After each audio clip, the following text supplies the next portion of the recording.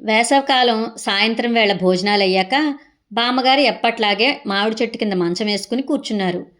పిల్లలందరూ భోజనాలు చేసి ఆవిడ చుట్టూ పోగయ్యారు. బామ్మ బామ్మ మాకు ఈరోజు కూడా ఒక కథ చెప్పవా అని అడిగారు. సరే చెప్తాను కానీ ఆ కథలో నీతి కూడా వినాలి మీరు, సరేనా అన్నారు బామ్మగారు. సరే బామ్మ, నువ్వు కథ చెప్పు అన్నారు పిల్లలు. ఈరోజు కథ పేరు ముందు చూపు.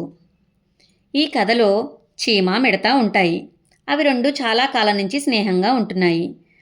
పొలం గట్టు మీద ఒక పెద్ద చెట్టు ఉంది. ఆ చెట్టు మీద మిడత ఉంటుంది. ఆ చెట్టు కింద పుట్టలో చీమ ఉంటుంది. చీమేమో ఎప్పుడు ఏదో ఒక ఆహారం గింజ మోసుకెళ్తూ తన గూట్లో దాచుకుంటూ పుట్టలో దాచుకుంటూ ఉంటుంది. కానీ మిడత మాత్రం అలా కాదు. హాయిగా స్వేచ్ఛగా గాలిలో ఎగురుతూ పాటలు పాడుకుంటూ తిరుగుతోంది. పంటల మీద వాలి తను తినాల్సినంత తిని మిగిలింది పాడు చేస్తూ ఆనందిస్తూ ఉండేది. కానీ చీమ మాత్రం అలా కాదు.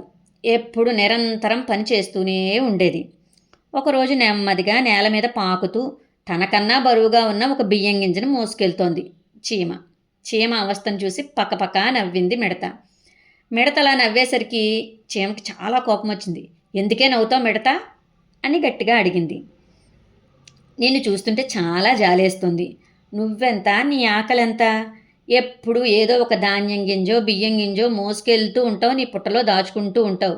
చూడు, నన్ను చూడు, నేను హాయిగా పాడుకుంటూ ఆడుకుంటూ తిరుగుతున్నాను కదా. నువ్వు కూడా నాలా ఉండొచ్చు కదా. అలా కాకుండా రోజంతా శ్రమ పడుతూనే ఉంటావు, పని చేస్తూనే ఉంటావు అంటూ ఎగతాళిగా నవ్వింది. చీమ ఏమీ మాట్లాడకుండా తన పని తను చేసుకుంటూ వెళ్ళిపోతోంది.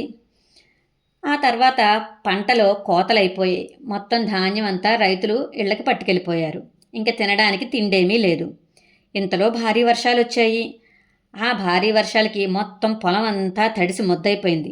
మిడతకి పాపం ఉండడానికి కూడా చోటు లేకుండా అయిపోయింది. ఎందుకంటే చెట్టు మీద వర్షాలు పడుతూనే ఉన్నాయి.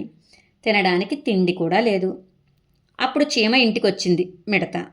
మిత్రమా, వర్షంలో తడిసి ముద్దయిపోతున్నాను, నాకు ఉండడానికి చోటు లేదు, ఆకలితో చచ్చిపోతున్నాను, తినడానికి తిండి లేదు, నన్ను కొంతకాలం నీ ఇంట్లో ఉండనివ్వవా?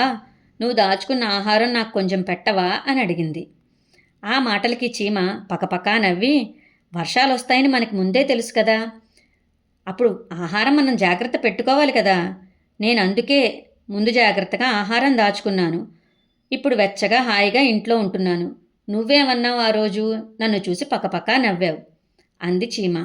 ఆ మాటలకి మిడత మొహం మార్చుకుంది.